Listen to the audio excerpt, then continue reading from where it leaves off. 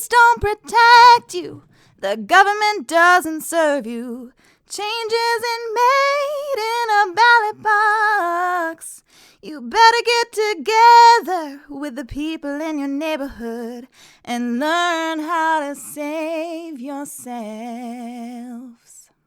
Ho, ho, ho, lovers to haters. The haters are back. Probably, but hopefully the lovers too. What was critics last time? Oh, yes. I forgot how I mixed it up. Lovers to haters, welcome. I'm Jim. And I'm Aly.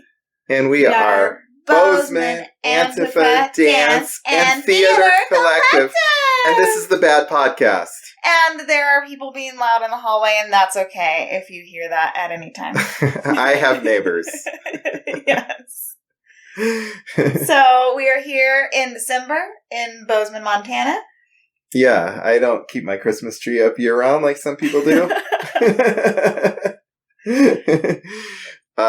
It probably would surprise people that I would have a Christmas tree unless they listen to episode 2. Mm-hmm. Where we Was talk that really about, just the second episode? Yeah, our second episode we did just before Christmas.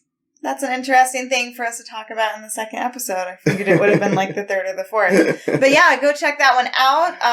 It may seem like a contradiction, but and it may be, but I don't feel like it's contradictory to us the way that we celebrate and view Christmas. Right. Mm-hmm. Yes. So if you think otherwise, great. Love to hear from you. Mm-hmm. If you love Christmas, we probably don't like you that much, honestly. But yeah, depends. If you're a traditional Christmas person, certainly if you're a traditional Thanksgiving person, I don't like you.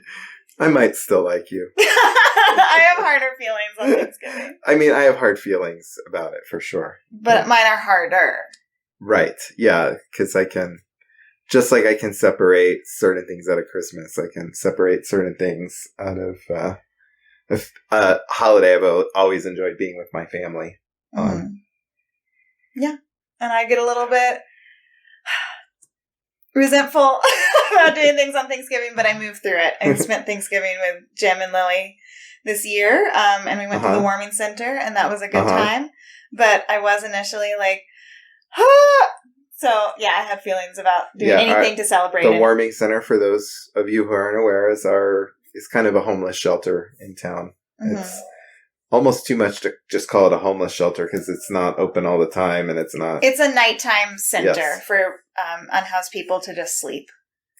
Correct. Sleep and get a shower when the hot water isn't broken, and some food. Yes, and this episode we're guestless. Last episode we had a guest. Mm-hmm. We were at a different location. Yep. Today it's just us. Maybe some people will be refreshed by the fact that it's just us. Hi, Kate. I'm really glad that you enjoy our conversation so much, Kate. Kate's my friend who does chakra dance and just an amazing person. Mm-hmm. It sounds like she's very interesting and has a lot of fun perspectives. And she also dances. Yes, she's a big-time dancer. Mm-hmm. She just held a women's retreat. I haven't heard about it yet, but it's already happened. Mm-hmm.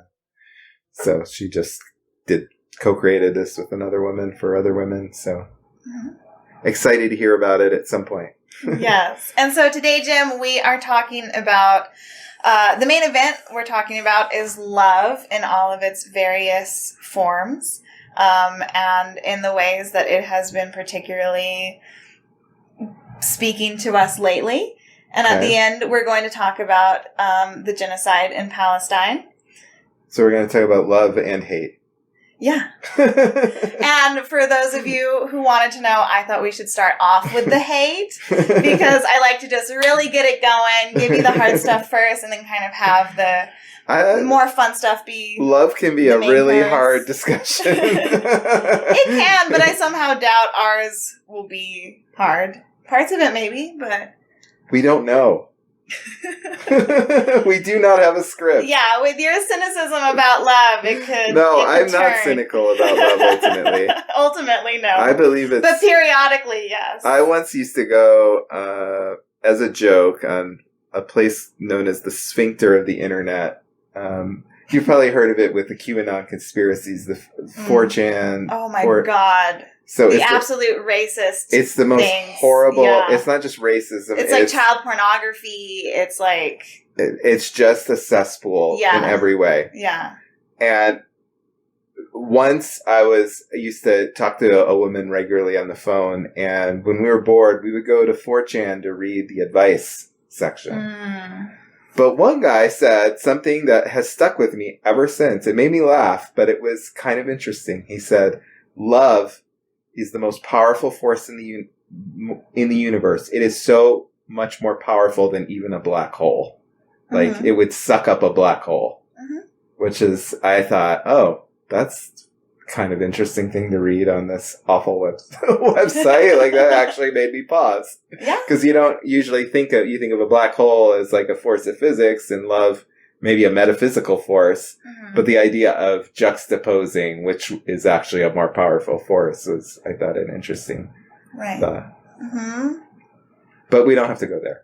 Well, I'm just thinking about how that juxtaposes with my very long, very flowery definition of love that I wrote out. Go for it. Would you like to hear it? Yeah. So, I have not heard this, by the way. Sometimes I presume to feign ignorance for the sake of you, the listener. But this today, isn't a performance. I am truly ignorant. It is a performance in the way that we're performing, but it's not a performance that you're ignorant. Right. It's not a fucking lie. Yeah. Thank God. But if you guys have listened to any of our past episodes where we've spoken about relationships and love, I feel like I'm a little bit more specific now, and I have intentionally tried to become more specific in my little list of things that love is not.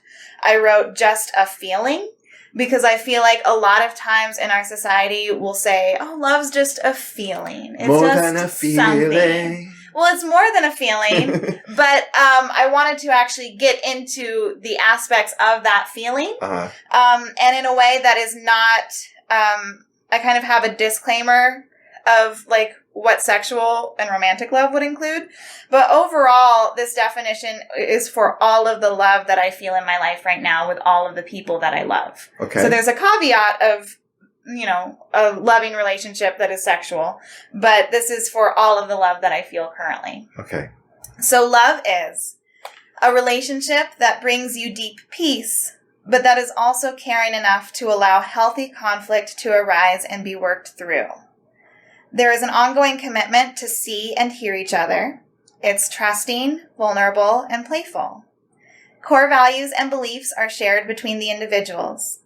It's something that makes us willing to inconvenience ourselves for another within reason. Love is also the sacred creation and upholding of boundaries by all parties. It's a mirror being held up to ourselves by another person. Love welcomes you as you are and holds your hand as you evolve and grow together.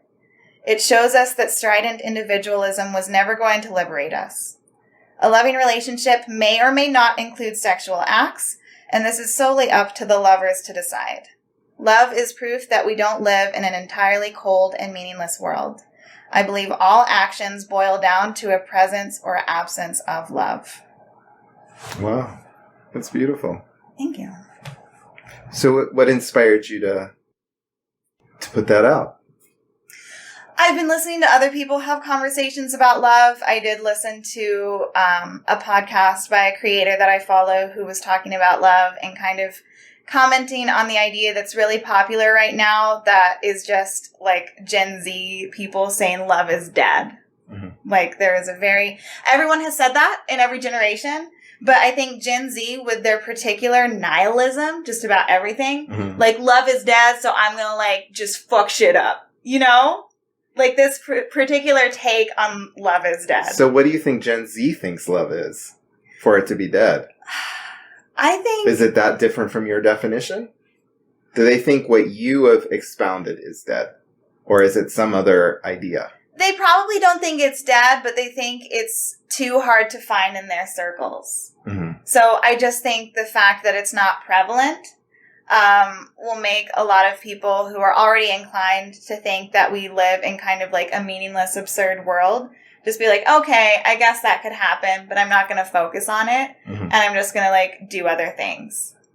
So they basically accept your definition. It just isn't there. Right. I would say so. Yeah. I don't want to make them a monolith, No, but that's what I've heard in the discourse. Maybe not everything in your definition, but the gist of it. Yeah, so I listened to a podcast that was basically arguing with that and brought up a lot of things that Bell Hooks has said about love and, was basically just bringing up the idea that a lot of people have said, I love you, without deeply interrogating what that means. Mm-hmm.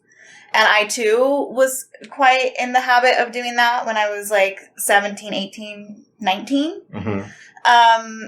And I think it's just something that we need to always be considering. Mm-hmm. And I'm very intentional. Every friend that I say I love you to, I can fit that definition to them. Mm-hmm. Maybe some aspects aren't perfectly there all the time, but they are there. Mm-hmm. In essence, they're there. Mm-hmm. And I feel like that love with them can grow because the elements, the basics of it exist. And is the feeling there too? The feeling is there, yeah. So there are people who, when you fall in love, seems to be this overwhelming feeling that comes up. But for a lot of people, it may not include a lot of that. And would you say they've fallen in lust? Isn't that a common thing people say? What is it that they are going through? Is it just a chemical reaction inside them? If they're not meeting the definition of love, if it's not love, what is it? Well, they would first have to make their own definition of love and see if they're meeting that. But I think often there's just not an interrogation happening. Mm-hmm. And another thing that I wrote, like, love is not just like convenience of having a person there. Mm-hmm. So I feel like, for a lot of people, they meet someone who they find attractive and that person wants to date someone and they're like, great, you're attractive. You want to date someone and we have like a couple things in common. Let's do this. Mm-hmm. And they just kind of smash their lives together and go forth. I wonder how that could lead to a cynical idea. I mean, in a way, that's as old as time, not just Gen Z, but maybe today across the board, not just in romantic relationships, but across society, right? The great divisions in our society around race, sex, class that are even seem to be more pronounced, or just the fracturing of our political, like the mainstream things are fracturing more than they ever have been. And maybe that's what's leading. What do you think about that? I mean, I think there is a huge social fracturing. I hope that everything falls apart soon so that we can completely create something else. So we can make some love. Right. But there's always been tension, right? So I don't think the existence of social tension is causing the romantic nihilism that we have. I do think the romantic nihilism that a lot of us have is partially due to things that we've talked about before, like the commodification of people on dating apps and just in an overly consumptive society in general. Past episode. Look it up. With Western beauty norms and all of these things. And I think all of that is being pressed on us more than ever. And, our attention spans are getting shorter. And it's like, it's just hard to slow down, be intentional, pause, and think about what you want and what you feel versus the constantly ongoing barrage of ideas about what is desirable, what you should want, what other people are doing. I think it takes active work to silence that and listen to yourself. I don't want to go too far testing your definition, but it did strike me, you were talking about shared values and ability to come to certain understandings. Where would a parent's love for, say, a small child fit into that, where the child can't reciprocate the same way? Is that, in your definition, something else besides love? It's not in my definition because I don't have kids. So this is just for me loving people in my life. I will never have a child. I suppose I do love Echo. And in that sense, I obviously don't expect her to share my beliefs and values. But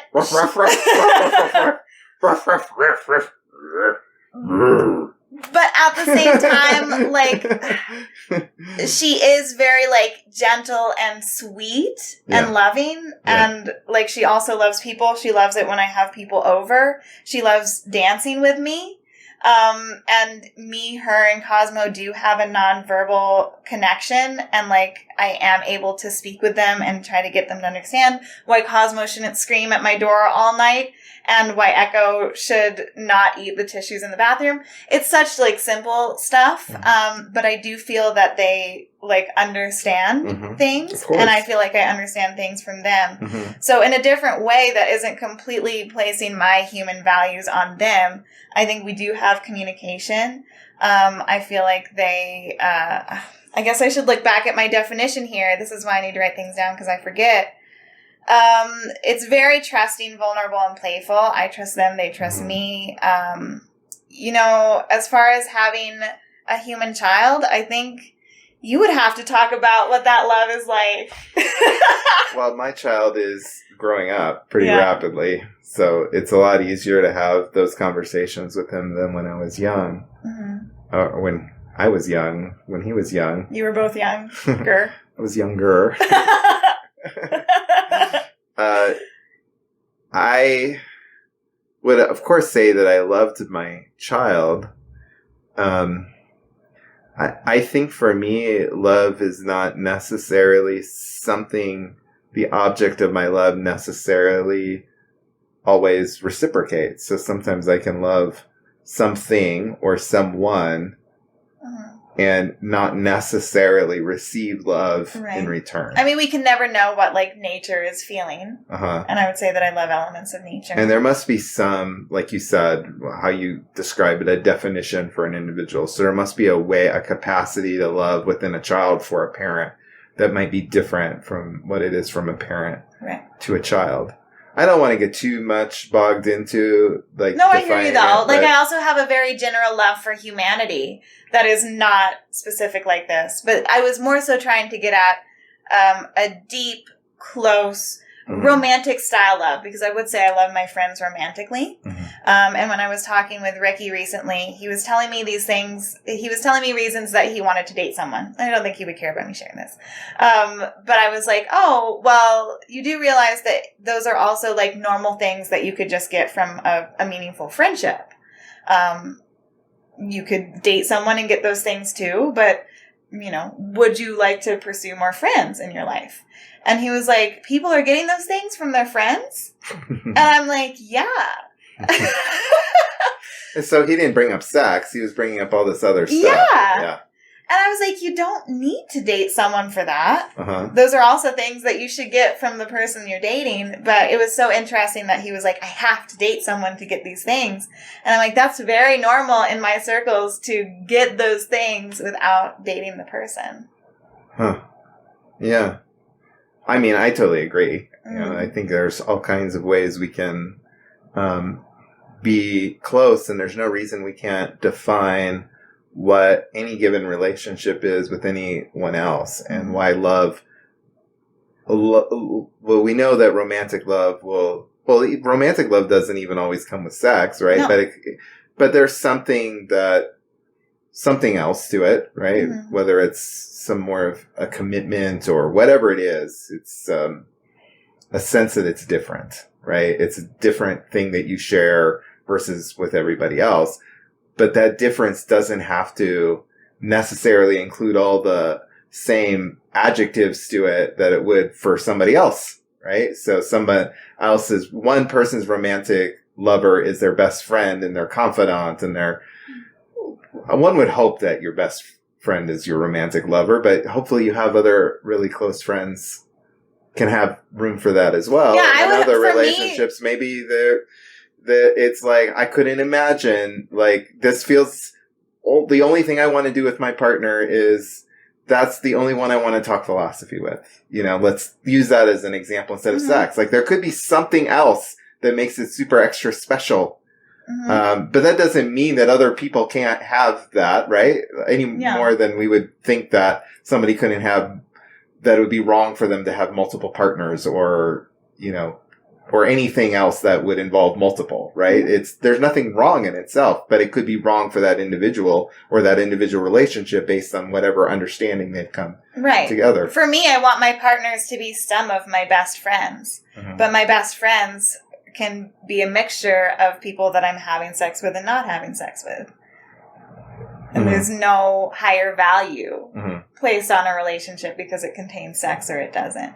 And yeah, my definition is the basic blocks of what a loving relationship contains. On top of that, it's all the other ways of expressing. It's all the things that come in with that individual agreement and those two particular unique souls coming together, which is its own abstract painting. It can't be expected, but it needs to have that basis. So if you were looking for us to just start, I'm talking to you, the listener, the watcher. He's doing his little eyes. Yeah, for audio listeners only. I'm looking at the camera. Turn the camera on. Watch us on YouTube if you haven't. Listen to us on Spotify or where you get your podcasts if you have only watched us. It helps our stats. But if you're looking for us to have all this type of love versus this type of, put these boxes on things, I don't think that's where we're going to ever go in this discussion. Right. And I think where I want to get to is because we're identify as anarchists, and love is not a topic I see too much discussed. Regrettably. In anarchist circles. It's like for hippies they to need do, to be writing right? their definitions. Like,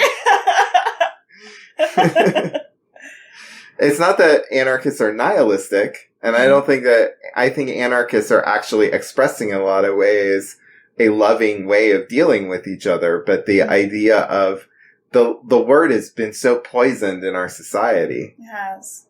It has been so co-opted by so many, it's almost just doesn't seem worth it. There's so many, there's just so many connotations to the word. I know. People say, why do we even bother to say Antifa in our handles? And we have responses to that too. We want to be provocative. We want to make it clear that there is a deep social reason why we do what we do, as well as a personal reason, a joyful reason, a pleasurable reason. Yeah. So we can broaden the idea of Antifa, or I think the idea is broad by itself, but shine a light on the breadth of the idea of what it can be to be an anti-fascist. And we can take a word that's been made so toxic, maligned, yeah, as love, and reclaim it in a way. I don't want to say co-opt it for our own purposes, but I really think if you go at the essence of your definition, it's about freedom. It's about equals. Like there's all these things in anarchist ideas, right? It's about sharing. It's not about domination. It's about vulnerability. It's about all of these things that I think we would identify with how anarchists want to organize together. Yeah, I would agree. Only we're infusing it also with that feeling, right? Like the feeling does feel important to me. It's like it's not just a mechanical thing. We do consensus and we're all equal and we're right. That was my attempt of describing the parts of the feeling, almost like looking at love in a viewpoints way. Love for me has always been the big feeling. Right, of course. But the more so that I have become sort of distracted or tricked by elements of it without deeply analyzing the whole, I have realized that I actually do need to take some time and deconstruct it and figure out what it is so that I'm not just caught up in the magic of a moment with someone who has a couple of those similarities with me, but not enough to continue. So because I'm a person who is prone to mooning and just getting caught up in that whole thing, I'm like, no, I really need to fucking realize why I love the people that I love. And carry that with me, carry that intentionality with me. Yeah, I've often found my chemistry with someone, whether romantically or in a friendship way, can be dangerous at first before things are really established because, you get carried away. Like, you need it. You need that feeling. But it's not enough. And if you just ride that feeling, I enjoy being around this person, and there's no substance to that relationship, that's when things over time seem to go wrong. And then the feeling's going to dissipate. Yes. It's not that the feeling has to dissipate. I think it will dissipate if you don't set up the correct parameters of a loving friendship. I've known you for years and years now, like 3.5.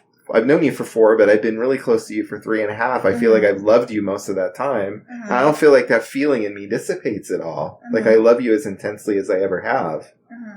And I think that's possible. And people say, well, the in-love feeling can only last like 2 years max. And I think that's bullshit. Oh, yeah. Because I've seen it. I have seen it. The few happy couples that I see, Gen Zers, there are some out there. They truly have a deep passion. And that passion isn't because they just biologically were wired to have passion indefinitely. It's because that they were able to keep rekindling that fire through that relationship that they were able to build together by having healthy processes that undergirded and kept fueling that initial chemical fire that burned between them. Right. And I have loved you for most of the time that we've known each other as well. It hasn't dwindled for me. I have loved romantic partners longer, off and on, and not saying that those were healthy relationships, but I have loved someone for a net 4 years, and I could have loved them more, but I said... I love your phrasing. A net 4 years. There are periods in between where it's empty, but...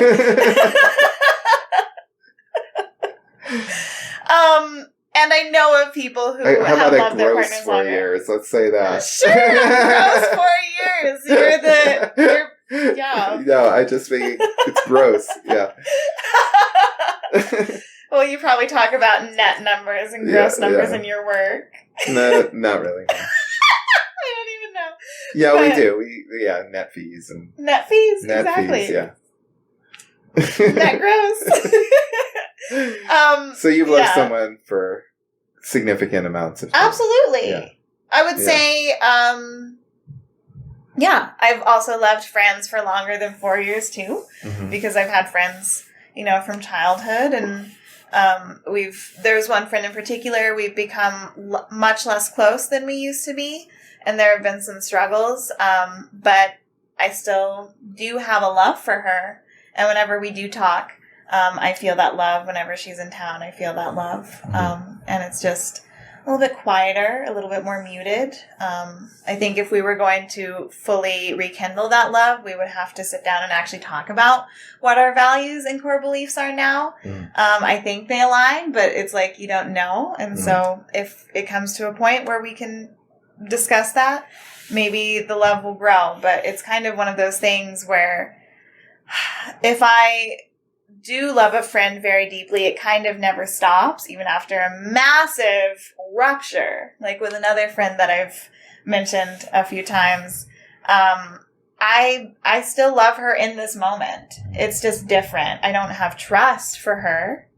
And when I hear things about her changing her life, I don't trust it. I'm becoming a lot less naive than I used to be, which I think is good. But I do love her. And if there was a moment where there was something that I could do for her that I saw in that moment she needed, that I could do, and she wanted me to do it, I would do it. So I kind of have these moments where I'm brought to tears because... You're brought to tears right now. I'm brought to tears right now because the depth of the love that I'm feeling for my friends could topple capitalism. Honestly. Wow. It could, because first of all, we have to think about how...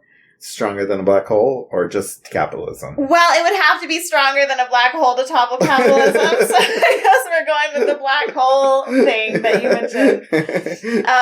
Because capitalism is a black hole of its own. It's like black hole of love versus black hole of capitalism. Which one wins, Yeah. But if we think about the way Western society was kind of pressured into accepting the format of the nuclear family, particularly in the 40s and 50s, because that was a safe economic unit. And the progression of that to now, where you can have more non-traditional family units, but it is looked down upon in different countries. Like, it is harder to, and in different areas, it's harder to rent a house as friends than it is as a married couple. Correct. And there are so many ways in which you are validated in society for being in a traditional unit, like a tax credit if you're a married couple and things like that. And so I think they actually I think members of the state, and those fuckers, those who are not acting out of love, back to my definition of all things either being an absence or a presence of love. I think people in high up positions are operating from an absence of love. When they see people getting together and forming more and more nuanced, affectionate affinity groups, just on the basis of caring for each other and wanting to help each other get not only their basic needs met, but their spiritual and emotional needs met, and seeing people do that in larger numbers, I think that is frightening to economic structures and like social structures and business structures. Yeah, I see where you're going with because that. if people actually don't spend the majority of their time just with their husband and their children at home and like the bridge ladies on the weekend or something, it's destabilized. Then we could actually have a revolution, right? So in a social way, it's revolutionary. But on a personal level, because that's ultimately all I can speak about, I have realized that the old saying where you say, I would die for somebody, actually pales in comparison to I would live for somebody. Because dying for somebody would be kind of easy. First of all, I used to want to die frequently. Right. And once you die, you're dead. And you don't have to deal with this anymore. You don't have to feel these things and all that. But to live for somebody is so much more powerful. Because it's like, I realized last night talking to Lily that I am choosing to live for my friends. I'm choosing to feel all of these things. I am choosing to walk through fucking hell with each person that I love. And I'm going to do that until I die. I'm not going to get out of it a second before that. I'm going to keep living every day that I'm alive. And the amount of love that I feel cannot be it can't be qualified by a definition like I've written, but I've done my best to just get the main points of it. And I think if people tapped into these deep feelings and expressed it to even just one other person, and we had more and more people doing that, that alone would be the revolution. Yeah, and it's more than saying the words, right? Yeah. Yes. That would be the revolution. And I think that's happening. I think the discourse that we have about our friends being as important as our lovers, of wanting to get back into having communities that are tight-knit and close, is one that is becoming more popularized. Okay. I hear all that, but it just struck me that I'm really curious actually about your traditional family. Do you mind talking about what or they might listen and I've never minded talking about my family. Okay, so you have plans, loving plans for the holidays. You're going back. Your parents live in Oklahoma. Yep. You're going to go. And my extended family and my brother and his kids. And for those who say, oh, she's from out of state. No, she was born and raised I was in the area. one member of my family that was born in Montana, yes. She lived a couple years in Oklahoma. We don't talk about those years. The dark years. But you have plans to go and have this beautiful, at least open up the invitation for deeper love within your family. Do you mind talking about that? Because I think that's really interesting. Yeah, so my family is one that I feel has a lot of deep emotions and feelings under the surface that don't often have the invitation to arise. Like, my dad has always cried at romantic movies. My mom has always talked about love being her essence. And in a lot of ways, my parents showed me love growing up. And their definitions are different than mine. Mm-hmm. They're incredibly kind people. And we have the family drama that everyone has in our own way. But because of Jim's influence, I have also introduced sacred spaces to other people as a format for connection. Which we've actually never fully gone over in this podcast. We haven't. No, but I don't... It seems like too much to go We've got through so right much now. to do. Yeah. I don't even know when we started. I've lost track of time. I don't know when we started either. Oh, shit. I can go check to see how long we've been going.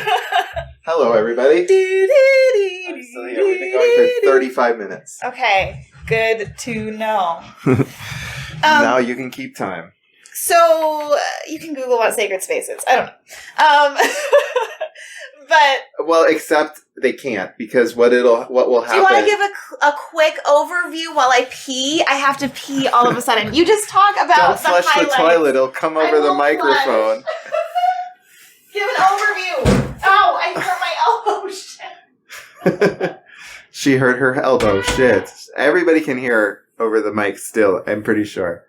But sacred space, I think most people would think of it as just a shrine that people would set up, a sacred space, maybe an altar in their own home.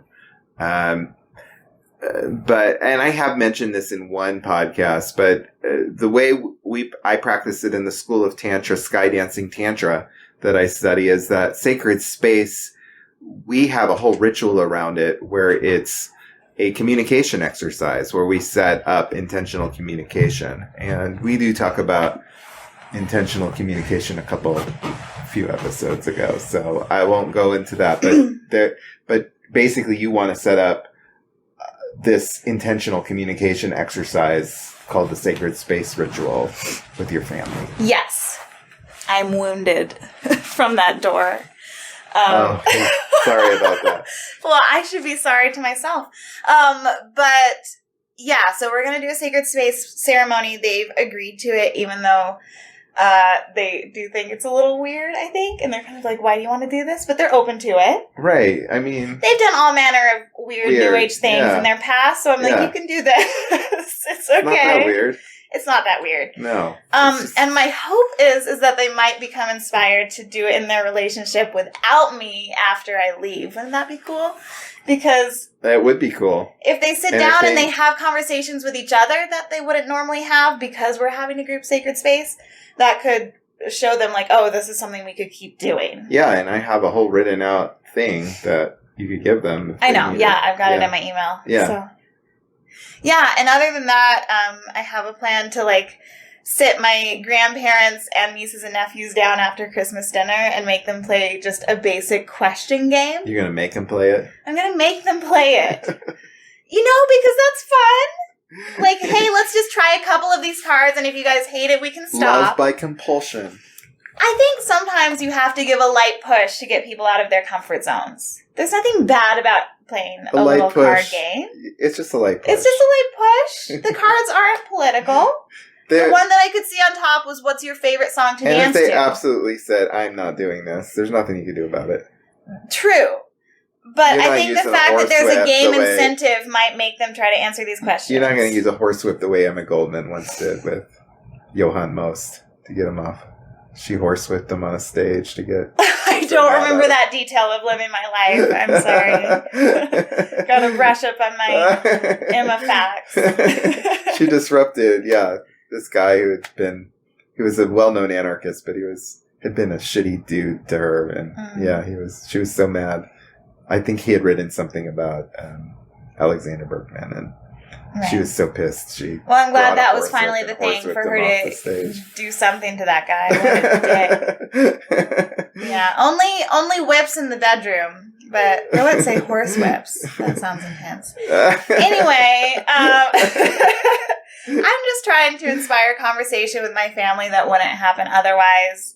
And it could be a disaster. And I definitely do want to make sure that I'm not trying to force it too much. Mm-hmm. Just because, like, they're so avoidant and shy. Mm-hmm. I do think someone coming in with a bit more enthusiasm and saying, like, hey, let's do this in a genuine way could just be the thing to get a ball rolling. But I don't want to, like, sit down with my aunt and have it in my head that we're going to, like, work through her deep trauma. You know, basically with my dad, I'm trying to set expectations for myself, and I will share these with them in the sacred space. With my dad, I actually want to connect on all the ways that we're similar. Mm-hmm. Because when I was younger, I really loved and was obsessed with my dad, and I wanted to be just like him. And then when I started going out in the world and figuring out ways that we were different, I really rebelled against him, as children are wont to do. So for a couple of years, I thought I was totally different than my dad. I didn't want to be like him. And in recent conversations with him, I've seen how he is actually really close to being an anarchist. And so I want to celebrate the ways that we're similar. Mm-hmm. I want to celebrate the things that we agree on, mm-hmm. because I think that can multiply that, like, feeling of connection and a bond, and can further help him realize, you know, that anarchism actually does mean love for me, mm-hmm. and get over kind of that ideological barrier. And with my mom, I kind of just want to, like, have fun together. We don't have as much in common, and that is okay. Mm-hmm. I'm hoping we can just have fun. Mm-hmm. And you love your parents. I love my parents, yeah. And you love your family. Mm-hmm. And this is how you're showing it. Mm-hmm. Yeah, I think that's... So it's really interesting, right? So on the one hand, we've talked about ways we can break up these traditional ways of loving each other through the traditional units, right? Mm-hmm. Husband, wife, I guess parents, children. Like we've talked all about this really throughout this podcast. Like we've talked about emancipation of minors, and we've talked about great episode. Listen to Lily's episode. I don't remember which one it is, but all the love in the world for special Lily. Guest Lily. Special. Special.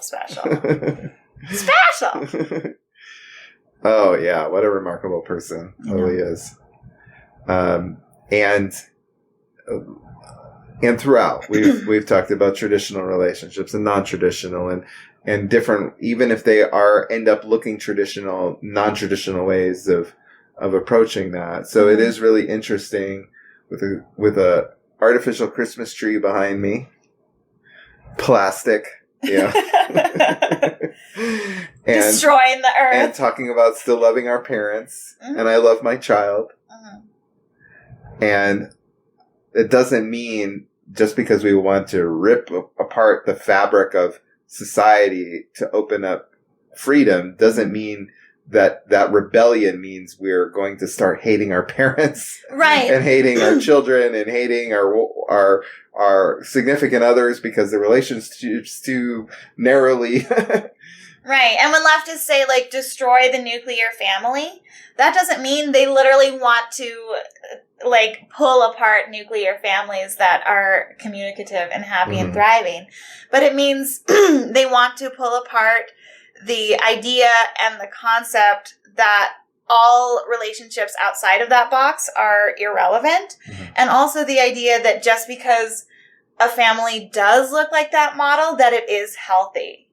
Mm-hmm. Because there are a lot of abusive families that seem like they are the ideal.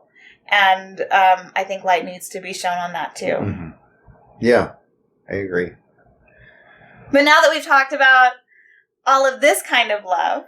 Yeah, I've been happy that we've we've talked around romantic love. And now we're getting to it. Right, and it's kind of a running joke in our podcast that we're either in love with someone, breaking up with someone, finding someone new, breaking up with them again, finding someone new. But there's some nuance here because we're both in love, but we're not dating anybody. Correct. We haven't been since a while now. Since July, I guess, mm-hmm. since we've both been single. Mm-hmm. And I haven't wanted to date anyone, but recently. I've been like, I think I want to maybe date again because there's just so many sides of me that are not activated, like the sexual side, like these things that I feel like are important pieces of who I am that are now just completely dormant. So I'm open to the idea, and I realize I like relationship and being in relationship, but it also doesn't fully define who I am, and I'm enjoying all the other ways of love and being a friend and building community. And you still feel like a full person, even though those parts of you aren't being shown, right? Or do Absolutely. You feel, okay. But of course I feel like a full person. Well, I'm just making sure. I just feel like there are pieces of me that don't have a chance to express themselves. So I can still feel full and feel a bit unsatisfied in that fullness. It's like I ate a meal and it's not enough. I'm still hungry. Yeah. I think that's how we should always feel, regardless of if we're in a sexual and romantic relationship on top of these other ones. Because we should never be fully satisfied living in this world. Yeah. There's always more to be done, but that doesn't mean we can't enjoy where we're at. Yeah, I don't want to feel zen about it. I don't want to feel... I'm not seeking enlightenment. I really do want to live a life going for my desires. Suck it, Buddha. So you had a little thing we were going to do? Are we doing the activity now? Yeah, because I don't want to talk about my dating life. Okay. Yeah. Because I don't have one. I'm not dating anybody. Well. I was talking to someone over the last few days, and that didn't work out. Should I press okay about this update? Yeah. Hit cancel. Actually, I do not want anything updated. Wonder I didn't sign close in. that. Okay. Close. Yep. I'm not computer literate, y'all. So this is one of the dating sites I go on that she's looking at, especially for those of you who can't see. Well, you can't see either way. Have you matched with the people over here? No, they just put those up. Okay, I want to... Don't do those because those people aren't live right now. They're not the ones... They're likely never... I wanted to talk about a woman called Eternal_Flame. Go ahead. Go look at Eternal Flame. Actually, that one I did look at. Not so bad. Well, I'll keep looking. So this is a site that I've talked about in the past. It's called Conscious Signals. Conscious Singles.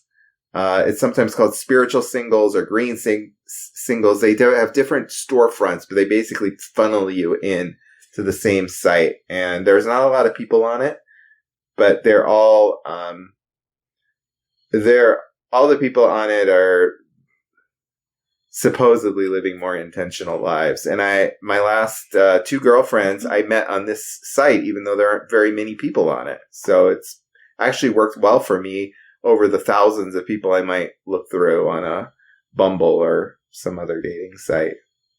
So I have found Opalite Scorpio. Oh, well, hello, Opalite Scorpio.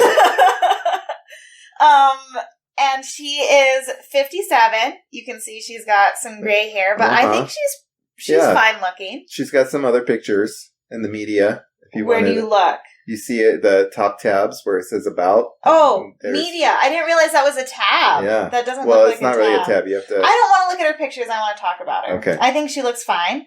She's vegan. She's 420 friendly, but she doesn't smoke tobacco, though. And pretty much everyone you date is 420 friendly, so. It seems to be. I do not actually smoke marijuana. So, but yes, I obviously have not had a problem having partners who did. She is light green, which I guess means a minimally green lifestyle. Yeah, this site asks you all sorts of things. She's a political moderate. That's like right wing on that site. Really?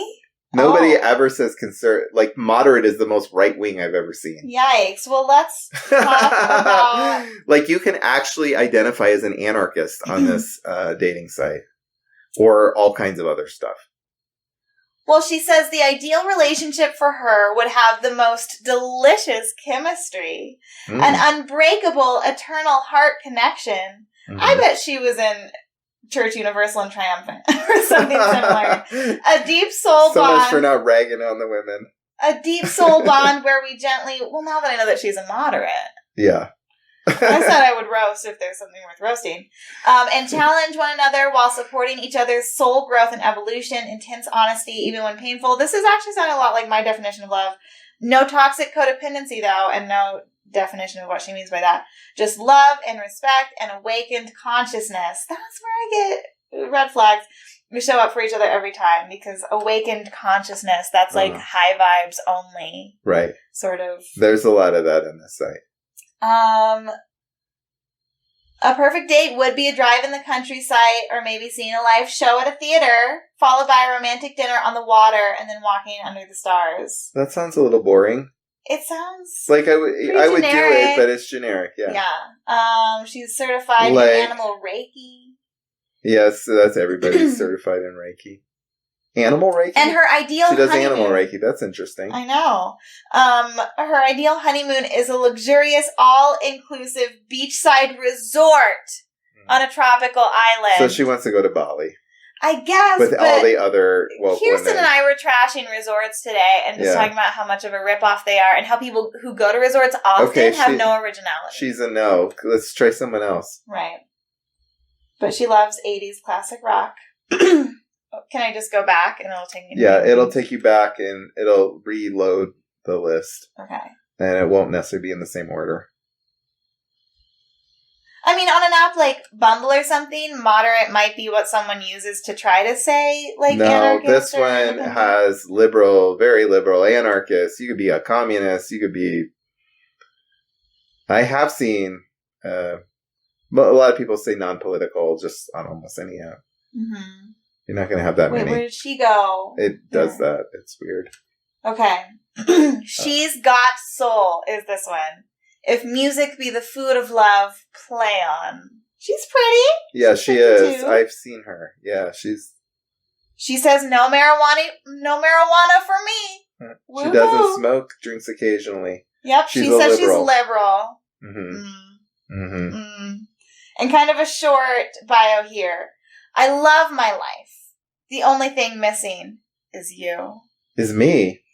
In the beautiful mystery of each day, I find joy in an off-the-beaten-path existence filled with simple pleasures, long-distance walking adventures, lifelong friends around the globe, losing myself in music and books, and sitting quietly in nature, capital N.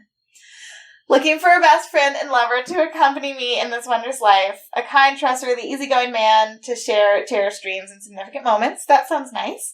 If this is you, I look forward to handheld strolls, whispered confidences, laughing at life's ridiculous moments, I like the way needs and desires. I like the way she writes. It was over the top at first, but I do like whispered confidences. Fun. I like over well-crafted meals, though. You don't really care about well-crafted meals. Well, I mean, I'm not against them. I like to well-craft a meal. It's just, it takes me a lot of energy. You have complicated feelings about food. Yeah.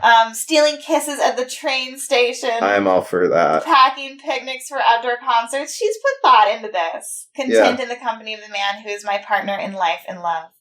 With no kids, no debt. No debt? Why is she talking about debt? Well, it's a big thing for a lot of women, especially in my age range. The idea of being financially independent often came out of baggage from relationships where it could be assumed that they need something from a man, right? So the idea is they don't need your money. So that's unfortunately the societal thing that a lot of women, especially in my age range, feel like they need to communicate. I hear that, and thank you for explaining that context to me. But I feel like this last paragraph, or this last two sentences here, does feel like she is commodifying herself to try to make herself seem more palatable to men, which I feel like is kind of sad. With no kids, no debt, and a low-key lifestyle, I have plenty of time and energy to dedicate to our relationship and future goals. Likewise, my uncomplicated life gives me the flexibility to relocate in order to be closer. Expate has a rather nice ring to it. So the fact that she says uncomplicated life, that's a red flag to me. Because we're all complex. There will be complications with everyone. And she's trying to make it seem like I'm easy. I'm the chill woman. She's trying to say in a site where people might live all over the world, I might be able to move. Yeah. I can do that easily, and right. I don't have children. I don't have all this baggage. Mm-hmm. Like, those are the things that people in my age range are always worried about. Like, what is the thing that's holding you down? Right. I think it's sad that people think of themselves in those terms. I know. Yeah. How can I make it convenient? I don't really know what her life's about. I don't either. That's the thing I would say. I have a sense of what she wants. She seems like a lovely person. I wouldn't mind having a conversation with her, but I don't get much sense. Like, it's not something that excites me. Right. She's quite pretty, though. One more here? Sure. And then we can move on to darker topics. like all the war in the world, basically, is what I mean by that. Okay. So we have a woman here with some type of magical dreadlock situation going on. Melodic resonance. I think she might be indigenous. Can't confirm. Somewhere it talked about it looks like native maybe name French Canadian. Okay. It had the native name of where she lives in Quebec, so I was like, maybe she's native. Oh, I don't know, but yeah. She speaks English though. Yes. Nonconformist is her political view. That's good. Yeah. So yeah, she says, I'm Lakesh ala kin. Namaste. So she is indigenous in some way. I don't know anything or about that. That's her spiritual name or something. Who knows? You can't tell. I guess you can't tell. She might be indigenous. We still don't know. Divine, delicate balance. Eccentric, traditional. Introverted, extrovert. Subtly loud. Wizened youthfulness. Privately open. Deeply dedicated. Quietly nonconformist. So she likes throwing out some things that people would think are contradictions, but might not be contradictory to her. Who knows? She's into tarot, numerology, and astrology. Blech. Zen wizard, shaman, god, king. See, we're not fans of kings, are we? No. She believes she came to our Earth school in this incarnate expression for the purpose of walking such a pathway, and thus would say my motivation. We don't need to talk about that, but this is so much more over the top than the last woman. This seems a lot less grounded. This is weird. I can be moved by the simplicity of a beautiful day. Of course, how easily moved I may be is dependent upon a multitude of factors. That's honest. Having said that, as 'tis my life's dedicated purpose to achieve a divine, delicate balance and heightened EQ, I do my best to keep this dependency as light as possible. Winky face. Oh no, she's slimy. I don't like her. Get me away. Yeah, I haven't found anyone that really interests me there so far. None? No, none. You haven't talked with a single person? Not a single person since I've started about a week ago. So before we move on to our next topic, I do just want to know if you're feeling hopeful at all about romantic love that could have a sexual element. I mean, not really. Really? I feel like your hope fluctuates. I mean, it can happen, but it's just, I don't have any specific sense that something's about to happen, so. And I know I'm an interesting, amazing person, so if there's someone out there, So the bar for that someone is like up in the clouds, though? Like, yeah, I would say so. Yeah. I've had amazing relationships. I don't want to have one worse than the ones I've had. So. Yeah. Yeah, I'm just thinking about that. I believe it's possible, but on the way there, we'll continue to be who we are and live in alignment with our values and dreams. Yeah. And I think that's the best state to meet the love of your life in, right? Yeah, I want my life to be about something. It's not about finding someone. So I'm going to do the things I'm about. And And if you're single and you also have high standards, where about you? Not in a sexual way, but like we don't want to have sex with you, but like I support. I don't know. I might want to have sex with you. Write in, listener, if you think you're good enough for Jim's definition of love, which we don't know what Jim's definition of love is. The elitist anarchist, right? Yeah. Is that what I've become? Not elitist anarchist, but maybe hard to please anarchist. I'm not the one who wanted out in my last couple relationships, so I think I'm easy enough to please if I find the right person who matches. But those relationships ending the way they did has increased your cynicism. So whatever woman is coming in is it's kind of battling what they have done to you. No, I don't think that's fair. What I think is fair is to say that whoever I'm with, I just know what I really like and in a relationship, and I want peak experiences, and I want peak experiences with someone whose life is about something. I just don't find many of those people. Yeah, of course it's possible. I just don't find many of them. I don't see them out there. I don't see people who feel like me. Not that they're worse people. There's all kinds of incredible people, including on that site. But they're not a fit for me. I'm kind of wild and wear bright colors and you were saying that you think your outfits might scare some people on your apps. Yeah, I think so. Yeah. Or the fact that I just flavor it differently. Like, I'm not talking about my astrological sign. I'll be talking about anarchy. But I'm talking about anarchy doesn't mean I'm like all into like talking about political stuff all day long. Like, those people bore the shit out of me. You're a different emotional it's aesthetic. Like, I feel like my aesthetic is different. Yes. And that I don't have a community of people who talk like I do.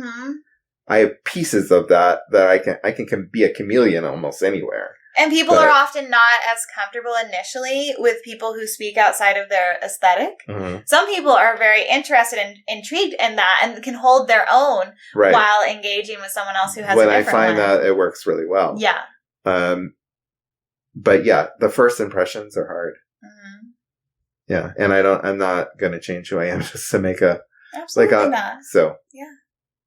So you're doing all that you need and want to do right now with the current dating pool that you've seen, and hope is alive, but not in abundance. Well, I do think a lot of people, feel intimidated. They don't know if they can meet my energy. Or there's just details about me. The fact that I don't drink, right? Like, there's a lot of things that are a mismatch. Like, you would think, well, he's an artist, he's into theater, but I'm a super organized, like, solid person. I'm not, like, flaky and, like, I'm very grounded in some ways. But I'm grounded, but grounded people aren't necessarily people who then go out in the street in wild clothes and dance around. And if they do that, they're probably grounded people are often also responsible. Or drug addicts. So I've got this weird mix of stuff, right? And it's hard to find people who resonate with enough of that, or that I resonate with enough of how they are. Hopefully the revolution happens even faster so that you can find your partner. I love all of that. Yeah, because I want to dance more and have sex, and I want sex. It's like, sucks. It's okay to want sex. Yeah.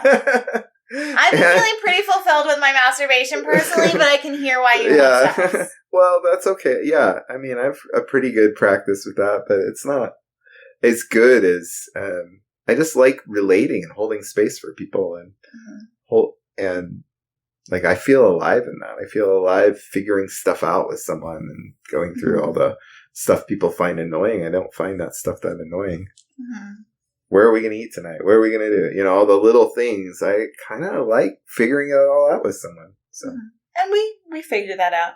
Sorry, it's not enough, and that's okay. It's true. We're pretty good at figuring shit out.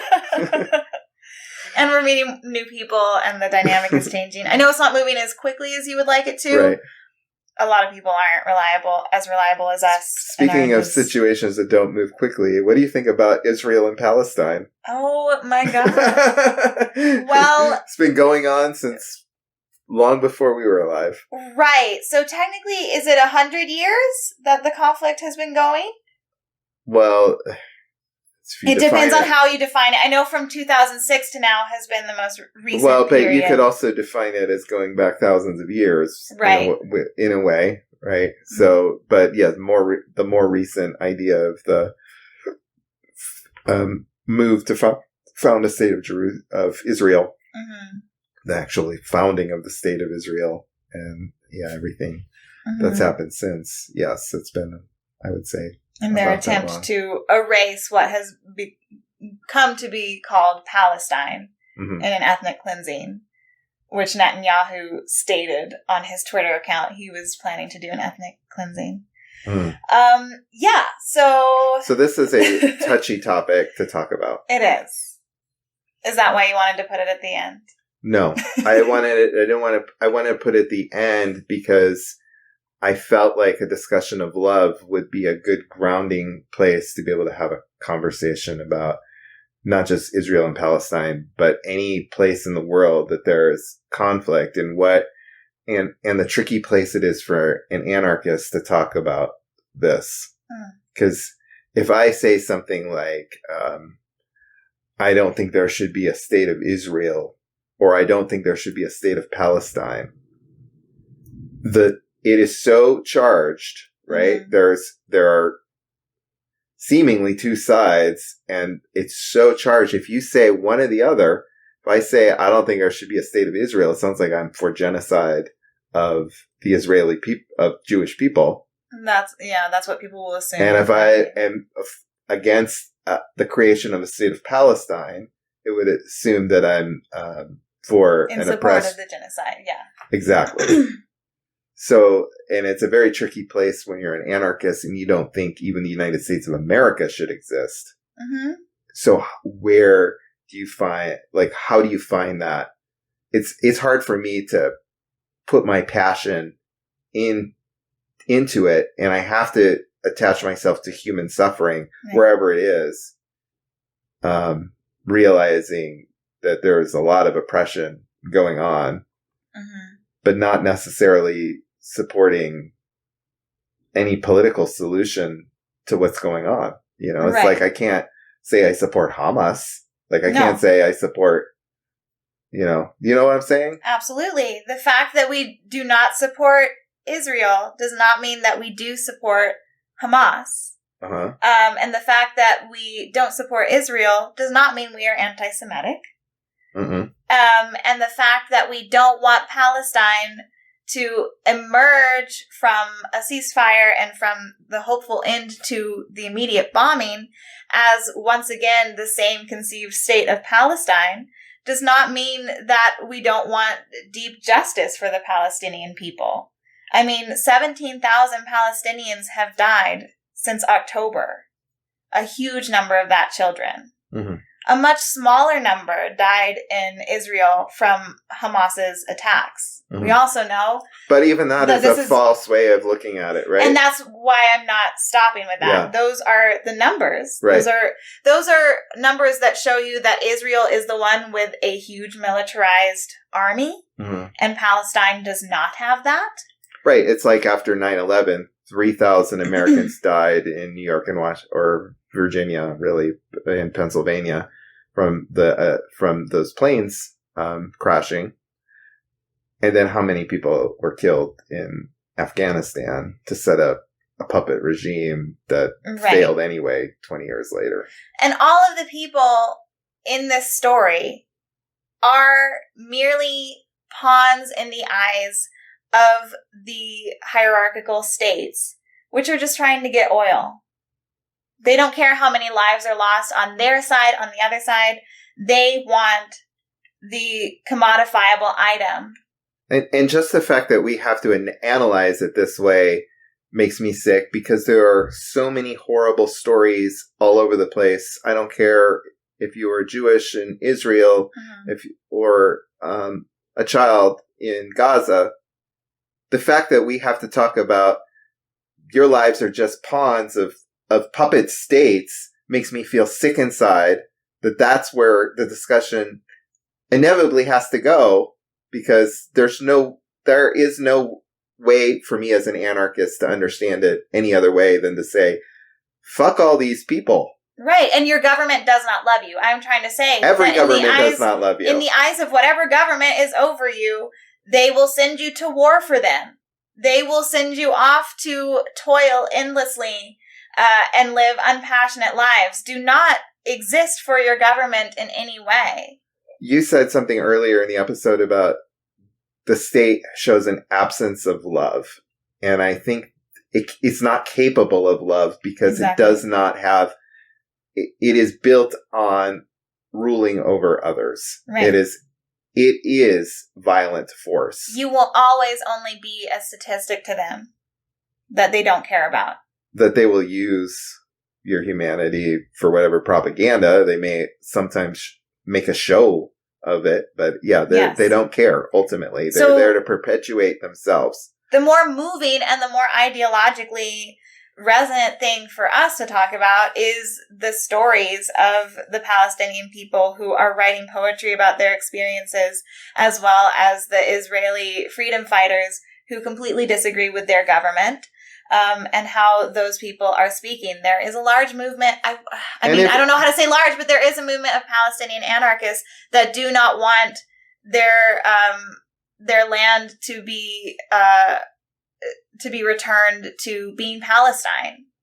They want actual freedom, and they want this to be an example of how the rest of the world can liberate itself. And all the people who were kidnapped and killed in it's hard to call that initial because this fucking thing's been going on forever, but in the thing that conflagrated this particular thing, yes, it is horrible because none of these people thought of themselves as,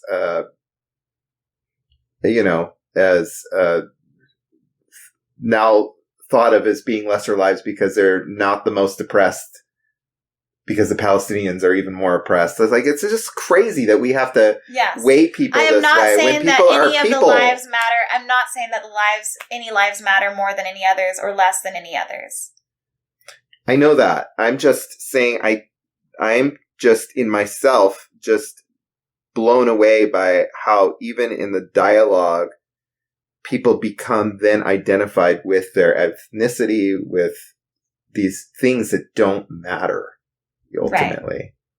Right. And I will say that a lot of information has come to light that the Israeli government was aware that Hamas was planning that particular attack to take the hostages many months before it occurred.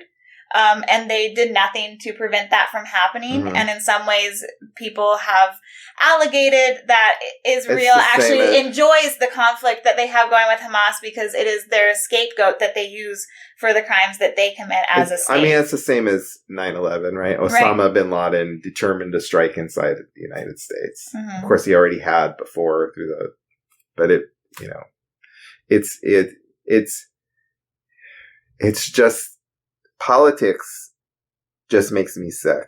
And we have to choose to see each other's humanity instead of the sound bites and the stories about humanity. I mean, also the genocide in Sudan, I don't know as much about, but I know it's two opposing political groups inside Sudan that are waging a genocide.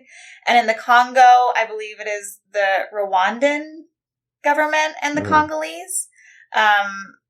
And there's so many social abuses happening in the Congo because our phones come from there and the mining operations or just the ridiculous side taking we're urged to take over Russia and Ukraine. But also the fact that a lot of Americans had more sympathy initially towards the Ukrainian struggle than they did towards the Palestinian struggle because of the proximity to whiteness with Ukraine. These are all factors, right? And so we have to work past the barriers that make us sympathize with some groups of people more than others. And just the vilifying of certain, Russians have been the bogeyman of the United States for how long now? But that's not our conflict. That's a made-up conflict that our governments are in. That is not ours. We need to disentangle ourselves from any concept of nationalism. In fact, the idea of calling it our government, it's like, they are not my government. Right. I mean, I say "our" to just distinguish the government I'm under rather than, like, Palestine, you know, but... Right, because to me, the solution isn't vote for people who will support, you know, disengagement. No. Get rid of a fucking America. Get rid of it. Even if Get rid of the systems that create these conditions where we're all meant to hate each other by gender, by race, by class, by nationality, by ethnicity. Even if the political system you are under operated perfectly, and some would argue that it is, it would still be operating from an absence of love rather than a presence of it. And it would be negating the nuance and depth of each person. And people say what I'm saying is impractical. What is practical about all these people dying all over the world? Absolutely not a goddamn thing. And hating each other. Highly impractical. And becoming statistics. And becoming comparison. Children versus a soldier versus Israeli versus a Palestinian versus Ukrainian versus a Russian versus a Rwandan versus whatever South Sudanese and whatever. The fact that history has made us so divided and that we have to pay attention to all of this nonsense. No wonder Gen Z doesn't believe there's love. When there's all of that going on all the time and it's been this way forever. Right. And that's supposed to be pragmatic. There's nothing pragmatic about it. It's just leading to people's death. And if you think it's pragmatic, it's only because you're privileged and aren't dying yourself. You know? Absolutely.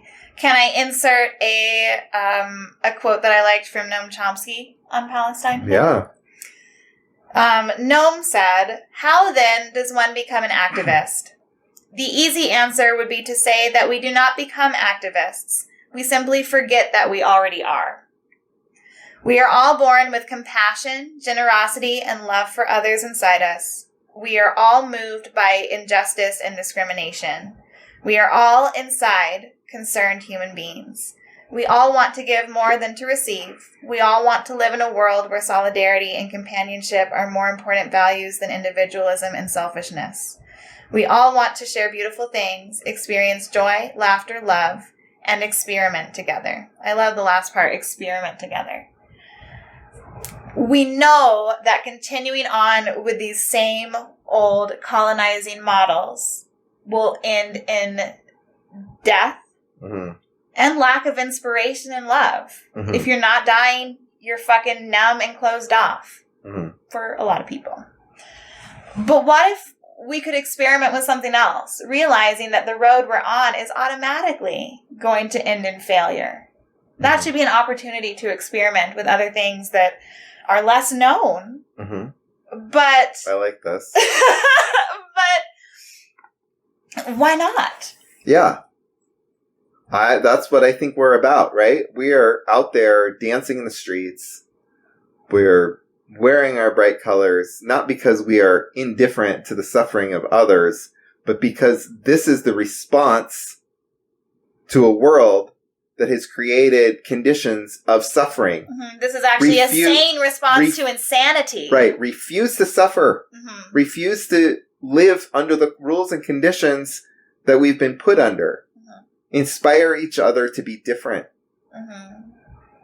To me, of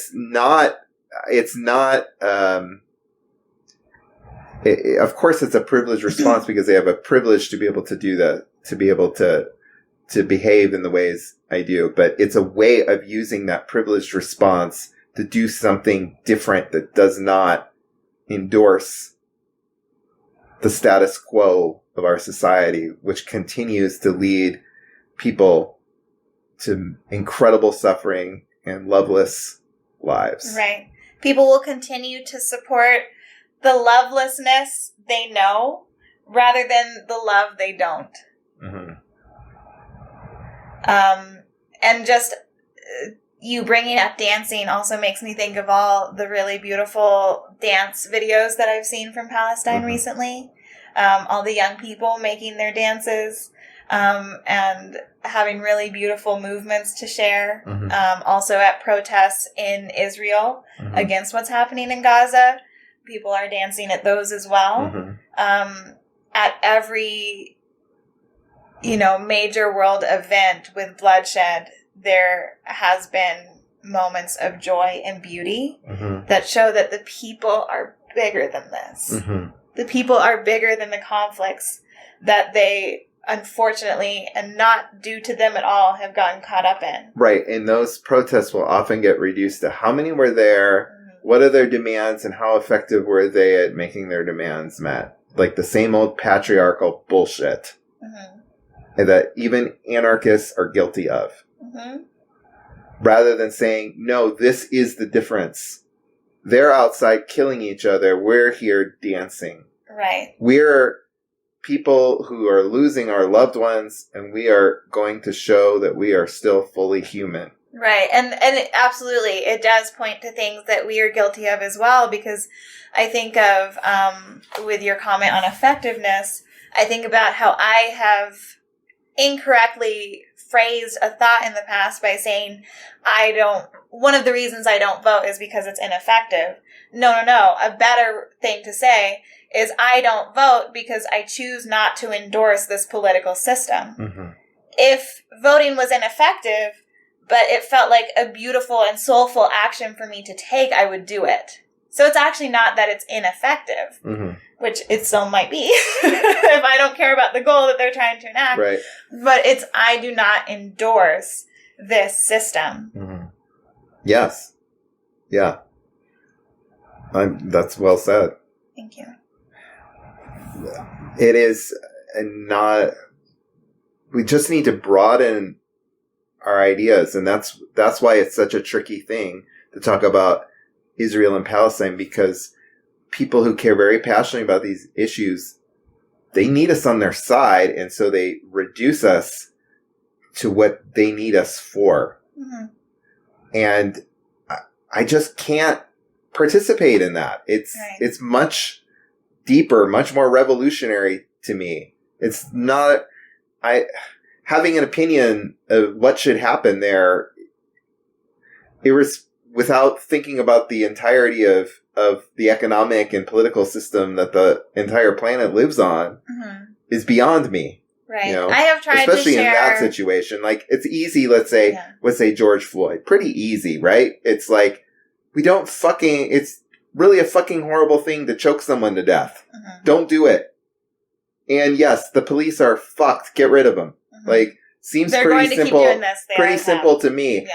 I don't know what you do when both combatants are ultimately trying to put in political solutions for their problems, right? It's not like when an oppressed person's saying, I just want to breathe, that's a lot different than when the oppressed person says, I want my own state.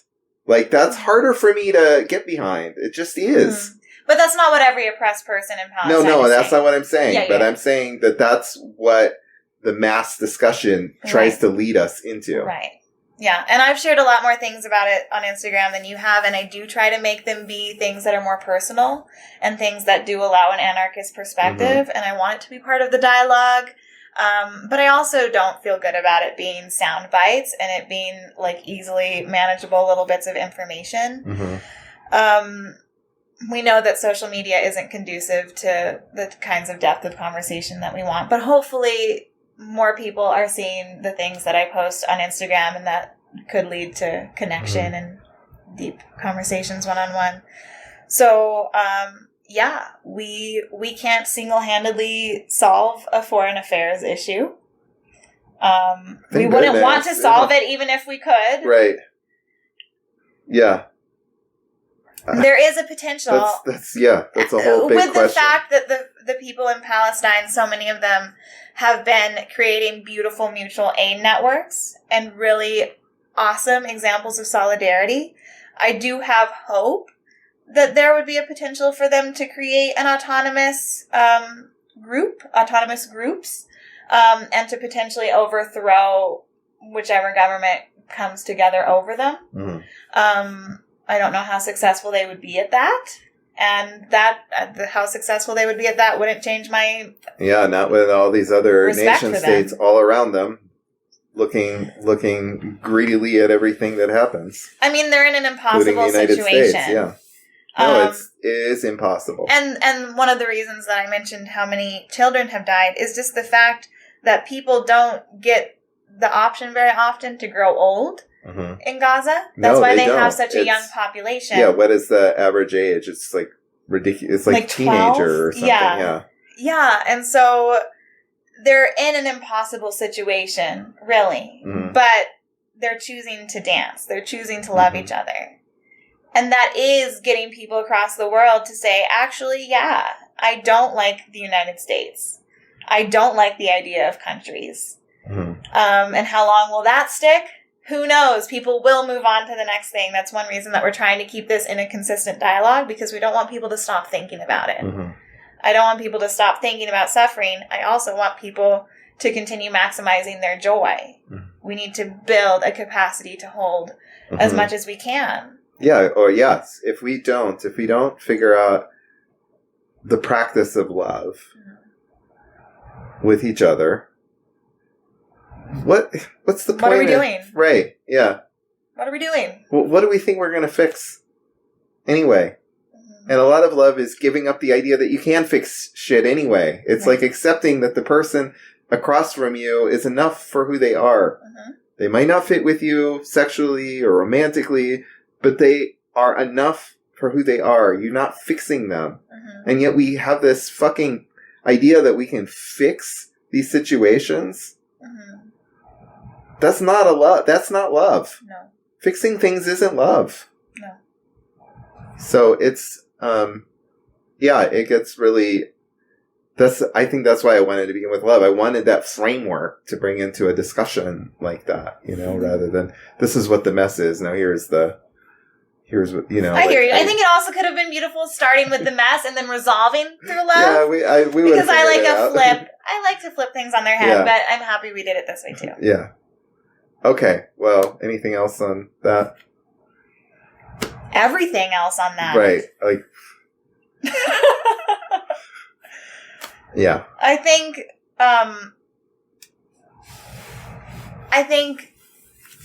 we spoke in ways that are honest to our other discussions that we've had about this.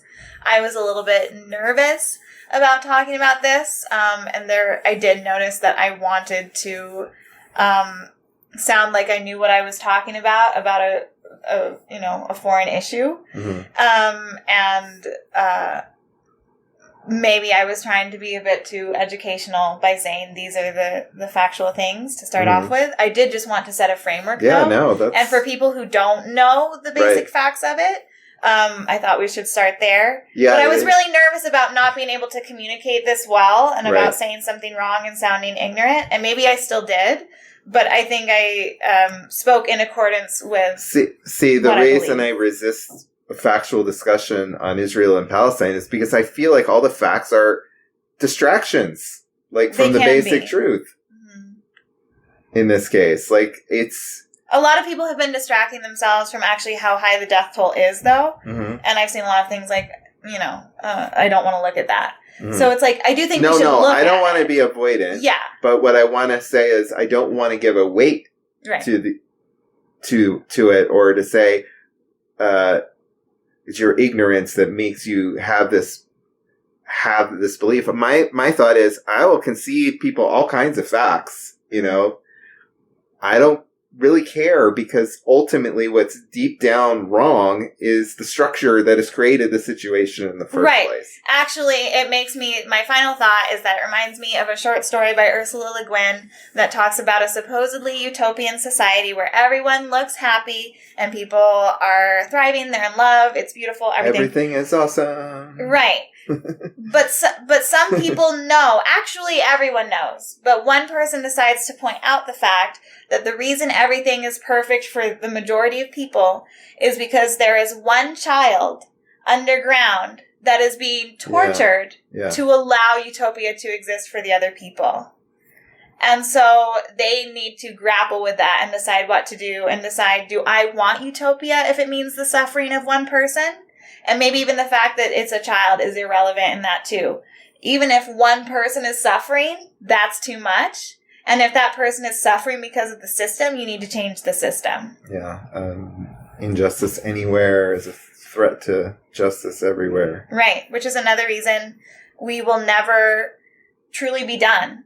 We will never fully meet our standards, and we're okay with that. Mm-hmm.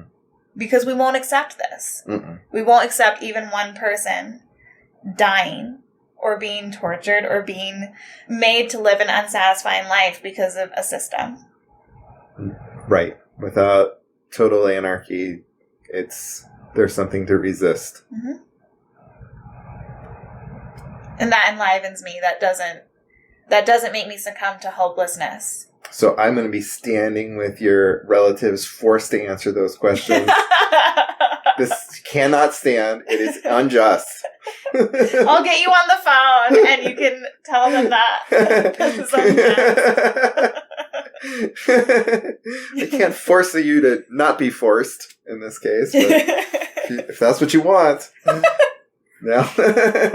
I hope they answer your questions. I hope they do too. I think at least a couple people will. They can opt out, but we can play the game. Any final thoughts from you? Final thoughts overall. I was really moved by just all your tears and the way you felt, the way love is in you, and I love you very much, and I'm so thankful that you're in my life, and that I get to witness love bubbling out of you, not just as a feeling, but thank you for helping create the conditions for it to bubble out of me. Oh. So that's my final thought. And that's my final thought. This tear is my final thought. If you have final thoughts, you can share them with us by email at bozemanantifa@gmail.com. I'm going to take a screenshot of me squishing my face as I'm videos. crying. We've been dancing on Wednesdays. Check us out. Check us out. We may dance other days by the time you've ever listened to this, but this month it's in Wednesdays. We have all kinds of cool stuff at bozemanantifadance.org. Yes, and we're on Instagram at bozemanantifa, where we post a lot of the same things, but in more pictorial form. But Aly often writes really, really cool write-ups for our stuff, so check those out. And Jim writes really cool essays that you should read as well. More so on his private website, but check out the website for Bozeman Antifa Dance. I think it's really cute. It gives us, not cute in a demeaning way, I mean cute in a powerful, glorious, incredible way, but it gives you a sense of all of our different aesthetic, everything that we espouse and believe in, and maybe you'll realize that you want to date Jim on it and that you're up to trying to present yourself to him. Yeah, well, or at least listen to our podcast, read the essays, see the pictures. We'll take another friend. We'll take another friend who is in alignment with these things. Yeah, we just would love people to hang out with us, and I am not a predator. I'm not looking to date you. Oh my goodness, no. I'm saying these things to be cheeky and ridiculous. You may not be safe, but you're safe from me, let's say. Right. We question safe spaces. And we dance in public. You don't know that you'll be safe, but I am not going to hurt you. Someone yelled at us last time that we should cut our dicks off and send them in the mail. I think sell them, yes. Sell them. Yeah, that would make sense. Yeah. In our commodified society. Yeah. Not just send them in the mail, you have to sell them. Yeah, we have to sell them. Anyway, on that note, goodbye. Goodbye. Ciao. The police don't protect you. The government doesn't serve you. Change isn't made in a ballot box. You better get together with the people in your neighborhood and learn how to save yourselves.